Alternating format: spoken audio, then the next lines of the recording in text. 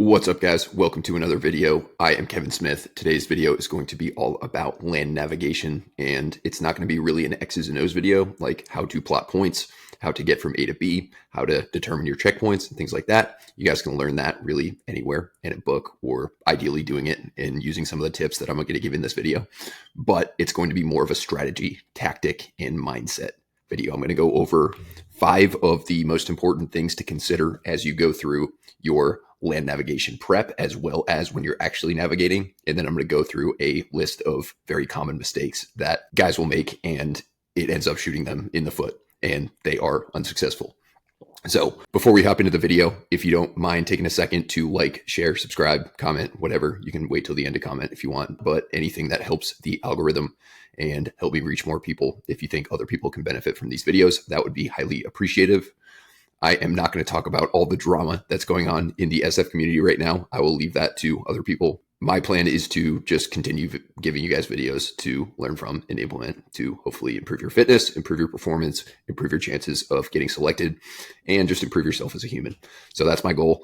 Not really a big fan of getting into drama, especially in the vet bro community, even though I technically am a vet bro or bro vet or whatever you want to call it. I am more interested in just helping people succeed. So that is what we're going to do today. Let's hop into the video. So why would you listen to me?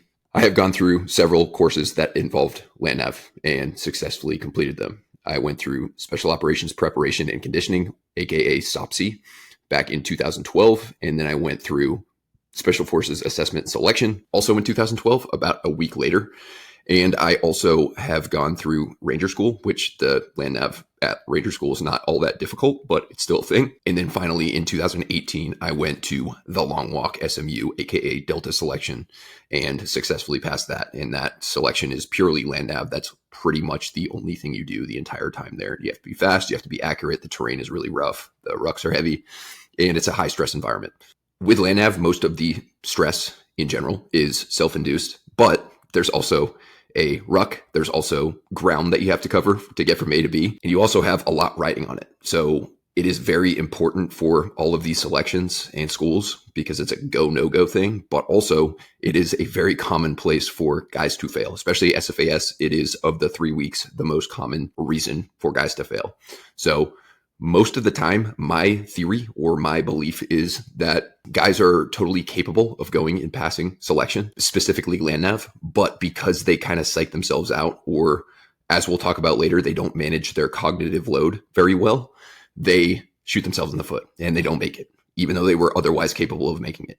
You're going to get provided with all of the tools necessary, all of the skills necessary. You're going to have plenty of practice before you actually do these things, whether you're going to SFAS, whether you're going to Ranger School, whether you're going to SMU selection, you get plenty of instruction, you get plenty of time to practice. Of course, if you have really no experience in the woods and you have no experience using anything other than Google Maps or some other GPS device, a Garmin, then you're going to really struggle. And if you are not very sure of yourself, you have low confidence, you're going to struggle. So these will be more tips on how to develop confidence so that when you go into land nav, you're not overconfident, you're respectful of the course, but you are confident enough to go get it done and achieve success and continue to move on and hopefully get selected and do big things for our country. So let's start with clarifying why land nav is such an integral part of these selection processes.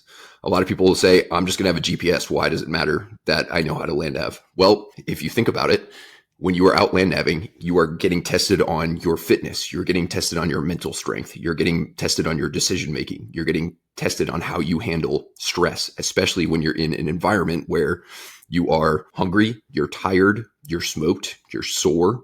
You have a lot of things up ahead that you kind of have to deal with. It is testing a lot of soldiering skills and skills that can provide a lot of insight as to who you are as a human, your ability to make really good decisions, and of course, your fitness. So although you probably won't do a ton of land nav in your career in any of these units, you absolutely are showing that you are capable of going and doing other very demanding, very difficult, very high stakes tasks in the future by being able to land nav. There is a reason that SMU or Army Delta Force selection is almost purely land nav the entire time. Nobody knows exactly what the standards are. Nobody knows exactly what they're testing at all times.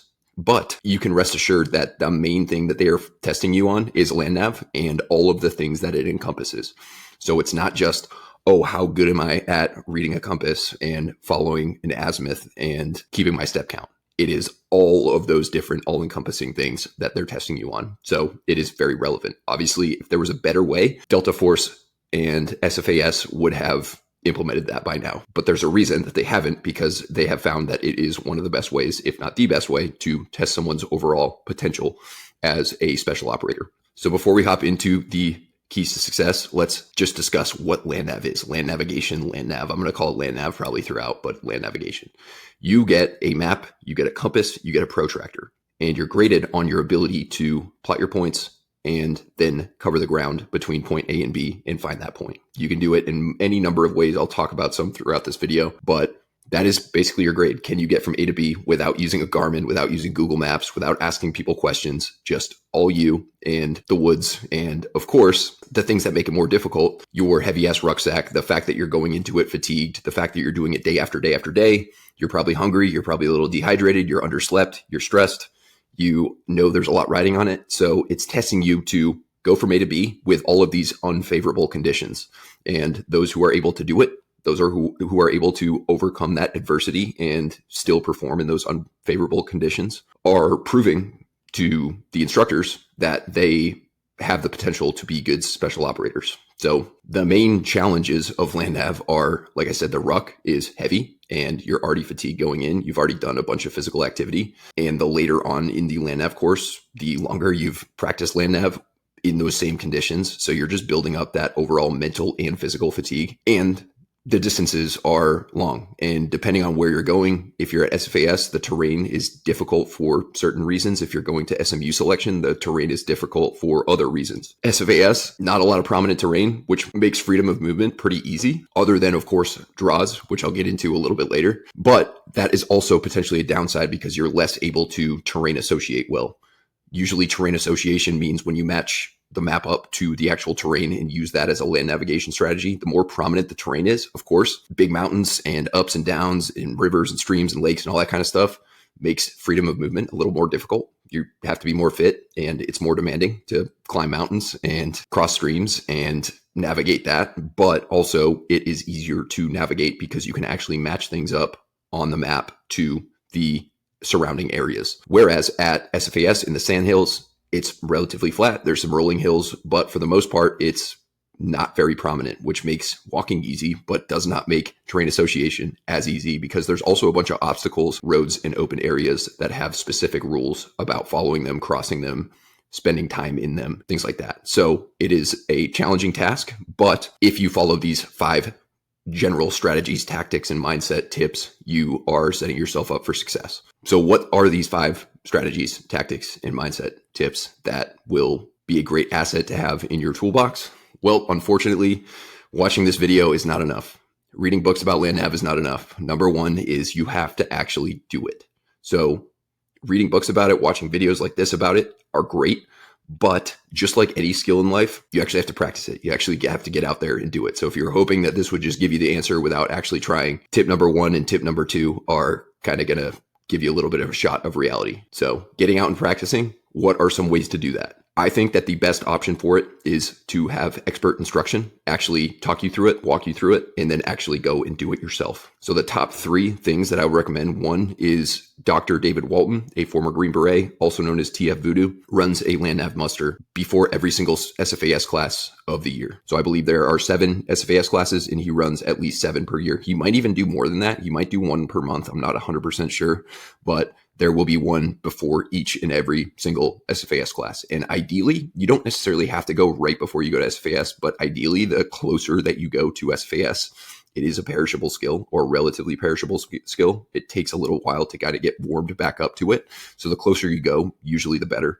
But if you have to go a couple months out, not a huge deal. He's not going to go into some super expert stuff like very highly advanced pro tips or anything like that, but he's going to tell you exactly what you need to do to be successful. And then you get to actually practice it. He runs a day and a night one, and it is very high quality. Another option is to go to, if I believe this is only an option for people who are in the military, but you can go to 5th RTB where they run Mountain Phase of Ranger School. Dahlonega, Georgia. There's a land nav course that is put on by a former Delta operator down there. And a lot of guys who are prepping for the long walk will go to that. And this terrain down there is kind of similar to what you'll see in the West Virginia area when you go to that. But if you can go there and land, even if you're going to SFAS, if you can go there and be successful at that land nav course. I haven't been to this course, but I honestly think that walking around the sandhills and land navving around the sandhills will be a walk in the park compared to that place, just because it's a lot more prominent. Another option is to consider joining an orienteering club. Orienteering, believe it or not, is civilian land nav. There are people who do this and are very, very into it in the civilian world. Some of the terminology and maybe the strategies you might learn are a little bit different, but getting reps is getting reps, and it's still far better than nothing. Just remember that you might learn some things there that you may not use in the future when you go to these various selections, and you'll just have to remember that, but you'll at least get some reps and you'll be able to build some confidence. And they actually take it really seriously. And from what I've been told, I've never done one myself, but from what I've been told, it's actually a really good time.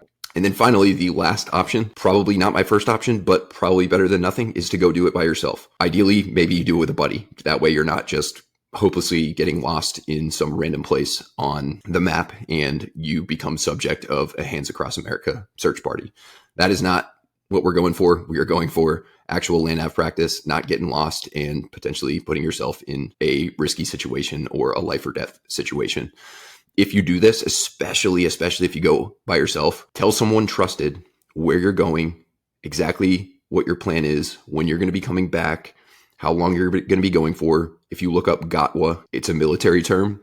Go through a very, very good GOTWA to a trusted source before you go out there again, so you don't just get lost and become the subject of a search and rescue party. So those would be my, PACE plan: primary, alternate, contingency, emergency. And it'll also depend on where you're located, what the practicality is for you getting to these places, whether you have a little bit of experience or no experience at all. Those will all be factors in your decision on where to practice. But that is step number one, is to actually get out there and practice. And step number two also, unfortunately, requires work. It requires getting out from behind a computer screen, and that is to develop elite levels of fitness, specifically under a rucksack. So, as I have kind of mentioned already, land navigation requires fitness. It requires you being able to not just plot your points, but also carry out the route that you plan for yourself and get from A to B, and then get from another A to B, and then get from another A to B, and so on and so forth, day after day, sometimes week after week. And that requires a great deal of endurance, a little bit of strength, so you're able to carry your ruck. But most importantly, it requires specificity, specific training, actually putting miles on your feet with a rucksack on. There are tons of people who are great at land nav. There are some civilian orienteering members that probably could crush most people at land nav, but if they don't do it with a ruck on ever, and they were told to do it at SFAS or some other selection with a ruck on, they would crumble. So make sure that when you are training up, you're actually doing some cross-country rucking. You're doing some rucks that you don't go and try and hit a time trial, or you're not doing your ruck run like your gate week prep. You're actually going out with a ruck on, moving at a realistic land nav pace. You can kind of combine this with the last one. Your first couple times doing land nav or practicing land nav, I wouldn't recommend having a super heavy ruck on, because you want to just focus on your skills and developing confidence and developing the baseline skills. But eventually you can consider, once you have a good warm and fuzzy on that, actually putting a ruck on and seeing what it feels like and seeing how much of a difference, because it does make a huge difference, the ruck digging into your traps, weighing down on you, makes. So developing your fitness is step number two. It's absolutely, of course, if you're going to be going to a selection, you are hopefully going to be showing up physically prepared, but it is something not to overlook. And a lot of people kind of do make the mistake of never practicing cross-country rucking or rucking at a walking pace, but a fast walking pace. Every single minute out there counts. So if you're a slow rucker, you better be damn good and damn accurate with your land nav. If you're a faster rucker, you don't have to be as good or accurate with your land nav. You have more room for error. And a lot of people will also say that you should run the entire time or run most of it, because otherwise you're just not going to get there. That is false. I personally have ruck ran very, very minimally throughout my entire life doing land nav. Really, the only two times that I can think of, the only two situations that I can think of are, one, I crossed through water at SFAS, and it was February, and it was probably about 30, 35 degrees out. So I was soaked. I did not think the water was going to be as deep as it was, and it ended up being like just below my neck. So my entire uniform was soaked and it was freezing out. And my two options were to either stop and change into a dry uniform, which is kind of risky because eventually I might be going through water again. And also it takes time, or to take off running and speed up and warm up a little bit. So I chose option B, and I ran for probably 5 to 10 minutes pretty fast because I knew where I was going. And that was enough to warm me up and kind of get me back to being able to function optimally as a human. The other example is when I was getting close to my points at SMU selection. You're always being assessed. You're always being watched. So got to play the game and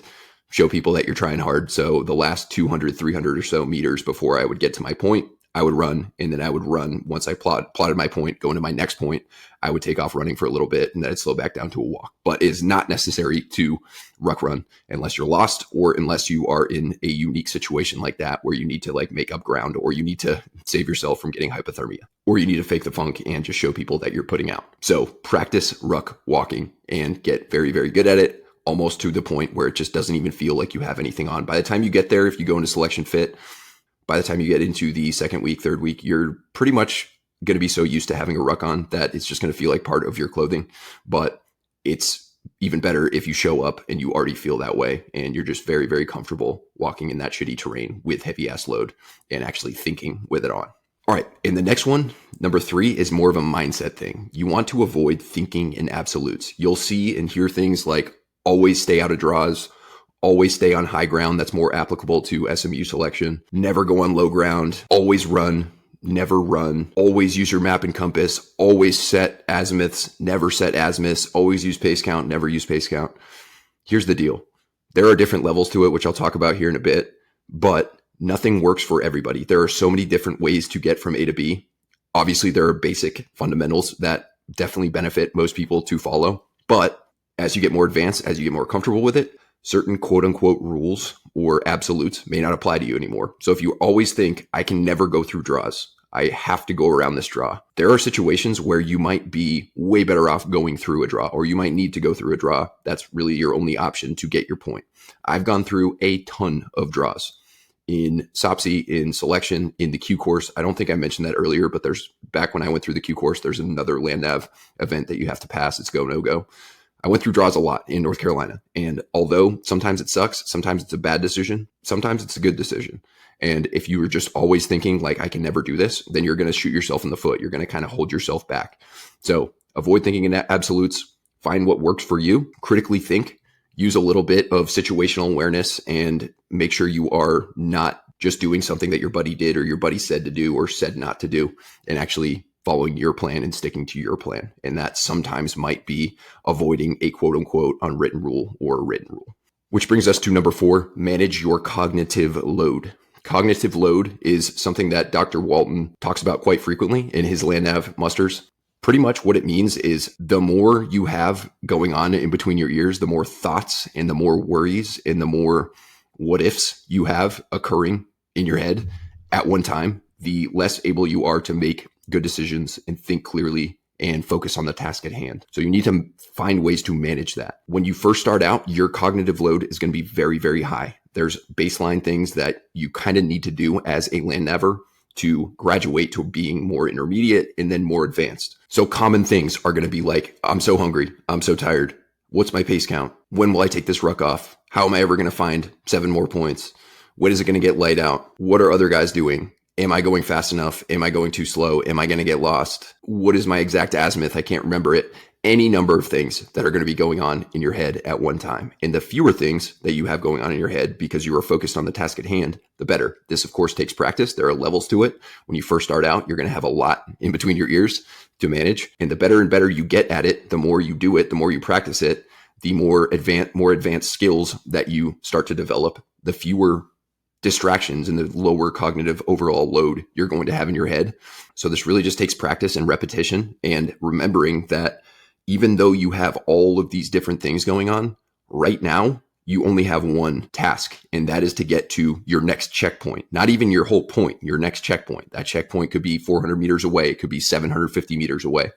But when you break things down into checkpoints and you only focus on the task at hand and you land nav based on your ability and your experience and what you're most comfortable with, whether that's terrain association, whether that's pace count, whether that's dead reckoning, whether it's a combination of all those things, which is honestly going to be reality for most people going through at least the SFAS process, maybe not so much at a higher level like an SMU selection. That is your key to success. And you're just going to psych yourself out a lot less, and you're way less likely to quote unquote self-select or be totally capable of passing. But for whatever reason, usually it's something between the ears, you didn't pass and you got to try again next time, hopefully. And on that note, number 5 is to identify your level. Regardless of who you are, whether you're a baseline, intermediate, advanced land navver, there are definitely a bunch of things that do apply to everyone. So reading a map, plotting your points, planning your route, all those are something that everyone, regardless of skill level, is going to have to do. So mastering those basics, but then there's kind of levels to it. A beginner land navver might be someone who is really, really buried in their compass. I call it compass burial.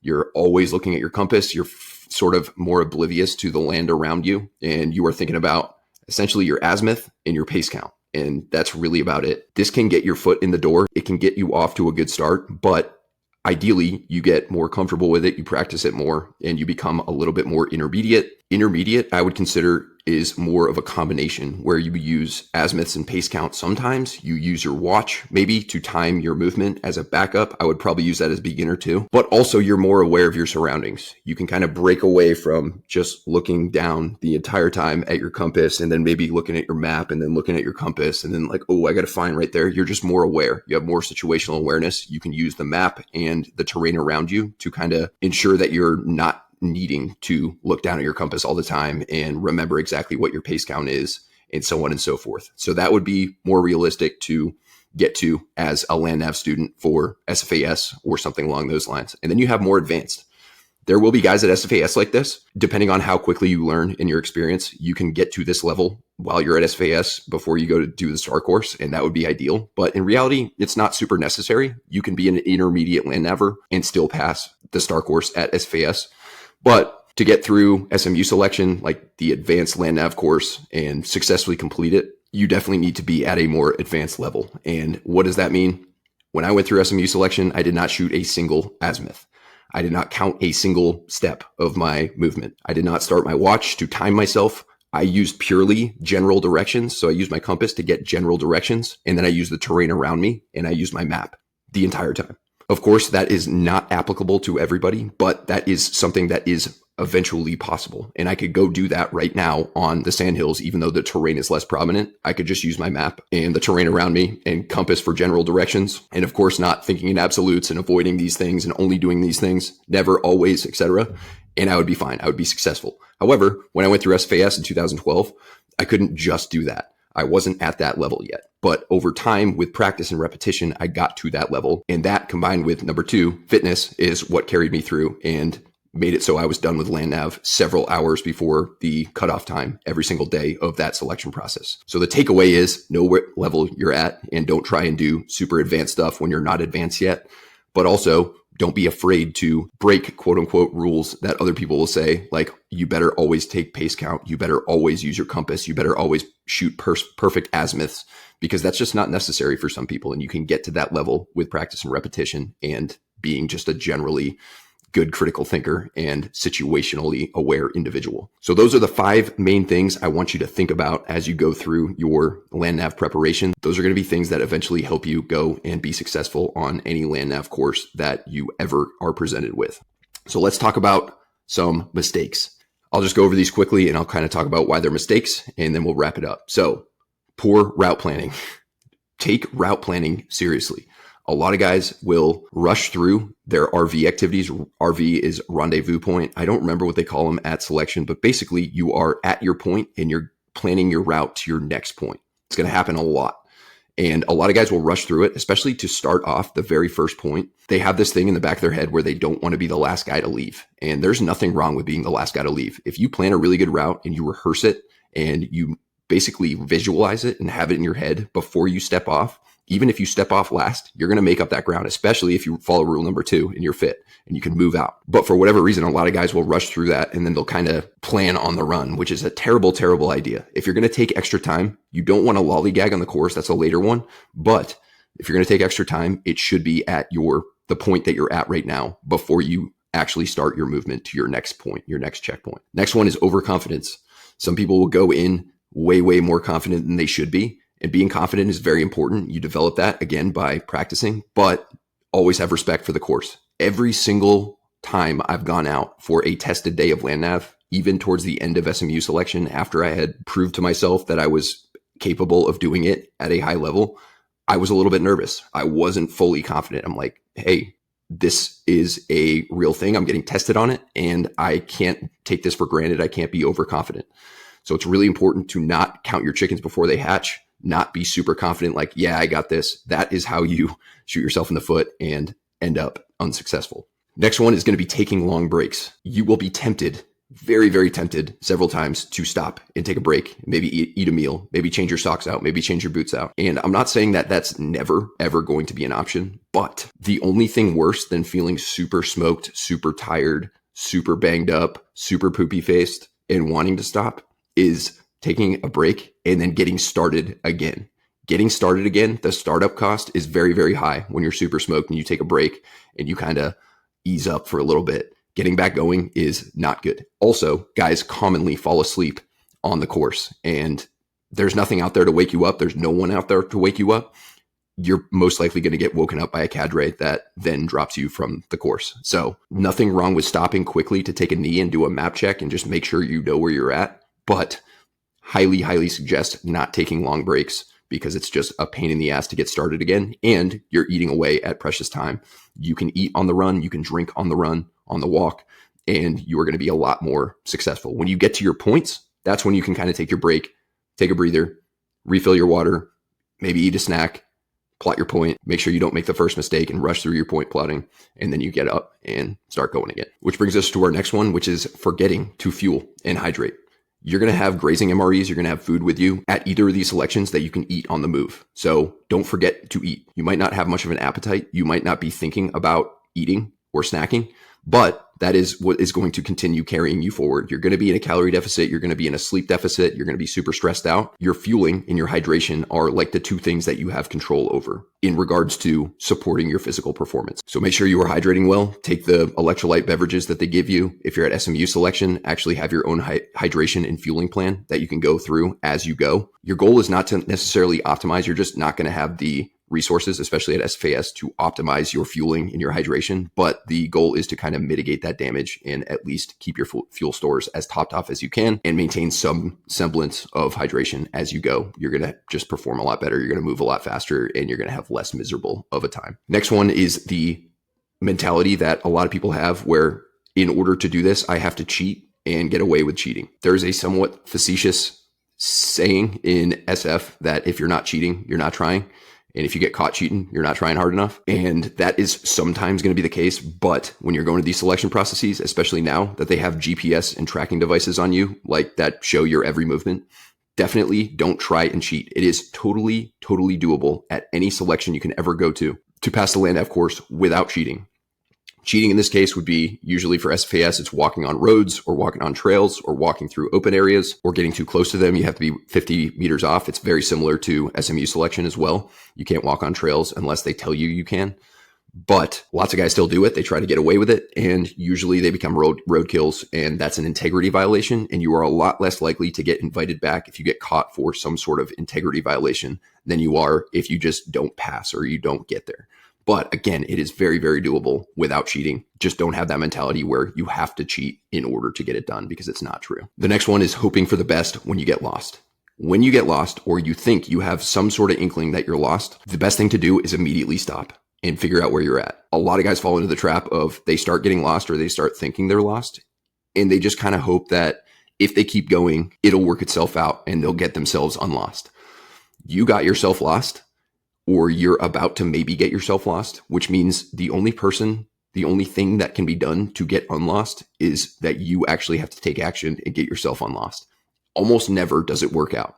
So if you start feeling that you might be lost, the earlier you can stop and see where you're at, fix yourself, maybe have to go back to your last checkpoint, which may be a couple hundred meters away, the sooner you can do that, the better, because it's not just going to work itself out in almost any case. And being overconfident that you know where you're at when you know deep down you actually don't know where you're at is a massive thing that gets a lot of guys. I would much rather get lost for 200 meters or 300 meters and just have to backtrack than continue walking and walking and walking, hoping to get unlost. And then you're like, shit, I have no idea where I'm at. And then you have to go back usually to your last checkpoint, which is now way further away than it should have been. And you may not be able to find it, and so on and so forth. So don't trust that you're just going to get yourself unlost by continuing. If you start feeling it, definitely take action and figure out where you're at, and you're going to be a whole lot better off. The next mistake is being overwhelmed by the task at hand. On day one of the STAR course, you're going to have to find 8 points in 2 days. It's going to be dark out. It's going to be the middle of the night. You have to find 4 points that day. You have to find 4 points the next day. If you get your first point, this happened to me, by the way. If you get your first point and it's 12K away, or maybe not straight line distance 12K, but you know you're going to have to walk based on your route plan about 12 kilometers to get there. And you think, oh my God, how am I going to get this point and then 7 points after that? You are going to be extremely overwhelmed. And that is not a good mental space to be in when you are trying to, again, manage your cognitive load and actually get from A to B. So break things down into checkpoints. A good route will usually have several checkpoints in between where you're starting and where you're finishing. Checkpoints, depending on your skill level, depending on the terrain, depending on a lot of different factors, maybe anywhere between 400 meters away to 1,000 meters away, somewhere in that range. It really just depends on your route plan, and it's going to be somewhere in between that usually. So your focus when you get your first point, even if it's a 12K movement, is to just get to your first checkpoint. That is the only thing you need to focus on right now. And then when you get to that checkpoint, then you focus on getting to your next checkpoint and then your next checkpoint. You're not focusing on getting to your actual point until you hit your last checkpoint, which is also known as an attack point. So if you break things down into chunks, this can work in lots of different ways. Segmenting is what some people call it, where they break things down into chunks. Even you can do this during team week, like just get to breakfast, just get to lunch, just get to dinner, just get to bedtime, to kind of take that burden off your shoulders of knowing what's ahead. You are going to be a lot better off. You're just going to be less stressed out and able to focus and think clearly as you go through. The next one is pacing issues. Again, a lot of people will either lollygag, they'll just go super duper slow and think that, someone said not to run, so I can just kind of hang out and hope for the best. Or they'll just go way too hard and they'll smoke themselves. Somewhere in the middle, practice walking with intent, walking with a sense of urgency. Obviously, the terrain, your fatigue levels, whether it's daytime or nighttime, are all going to be a factor in your pace. But if you're lollygagging or if you're going way harder than your fitness levels will realistically allow, you're going to either smoke yourself or you're just not going to get done in time because you're being way too lackadaisical. So develop a really good pace, practice it, and make sure you hold yourself accountable to that pace as you go. And the last one is more of a discipline thing. It's a individual responsibility thing, but a lot of guys, I actually have a few clients who are going back to selection who did this their first time they went to selection, losing equipment. Make sure every time you make any sort of stop, you do an equipment check. You check for all of your sensitive items. You're going to have a weapon. You're going to have a map. You're going to have a protractor, compass. All those things are very important. You're going to have a scorecard. And if you lose those things, you might be able to find it if you leave it at a point and you have to go back to your point, or you might not be able to find it. But either way, even if you have to go back and you do find it, you're still eating up valuable time and energy. So Dr. Walton teaches this at his Land Nav muster. Have some sort of routine that you do right before you start moving every single time to make sure that you have everything that is required. Your ruck, all the equipment in your ruck, your scorecard, your map, your compass, your weapon, especially. Weapons are very, very common to lose amongst candidates. And although this has not happened to me, it has happened to people I know. It's not a very good feeling to have your selection hopes and dreams crushed by the fact that you just kind of had a lapse in judgment and lost your gear. So that is the end of the mistakes. That's the end of the tips and tricks and strategies that you can implement to become a better land navver. Just remember, it's very doable. You got to be fit. You've got to be capable. You got to practice. You got to be confident, but not overconfident, but it can be done. Lots of people who I would never expect to be able to accomplish these selection processes have accomplished these selection processes because they have the mental strength, they have the requisite fitness levels, and they have the ability to keep themselves calm, cool, and collected, manage their cognitive load, and get from A to B in a reasonable and within the time standard manner. So my challenge to you is to stop reading, stop watching YouTube videos. Thank you for watching this one, but Next step is to get out there and actually do it and develop your land nav skills and your land nav confidence so that you can go smash any land nav course that's ever given to you.